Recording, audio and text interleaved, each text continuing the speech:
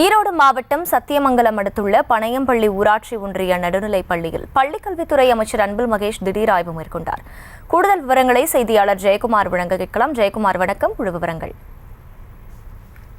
வணக்கம் அகிலா. சத்தியமங்கலம் அடுத்த பனையம்பள்ளி ஊராட்சியில் உள்ள ஊராட்சி ஒன்றிய நடுநிலைப் பள்ளியில் பள்ளிக்கல்வித்துறை அமைச்சர் அன்பில் மகேஷ் பொய்யாமொழி இன்று திடீர் ஆய்வு மேற்கொண்டுள்ளார்.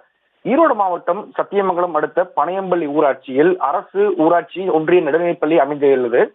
இந்த பள்ளிக்கு இன்று மதியம் திடீரென வந்த பள்ளிக்கல்வித்துறை அமைச்சர் அன்பில் மகேஷ் பொய்யாமொழி அவர்கள் அங்கு மதிய உணர்வாந்தி கொண்டிருந்த குழந்தைகளிடம் தரையில் அமர்ந்து உரையாடினார்.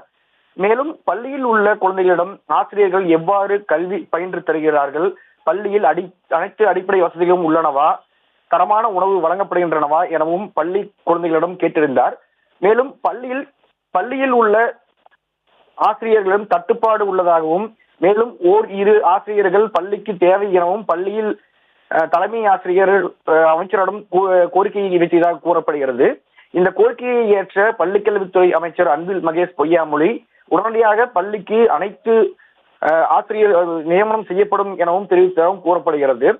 தற்போது மகாவிஷ்ணு குறித்த சர்ச்சை ஏற்பட்டுள்ள நிலையில் எந்த அதிகாரிகளுக்கும் தகவல் தெரிவிக்காமல் அமைச்சர் அன்பில் மகேஷ் பொய்யாமொழி அவர்கள் திடீர் விசிட் அளித்திருப்பது குறிப்பிடத்தக்கது.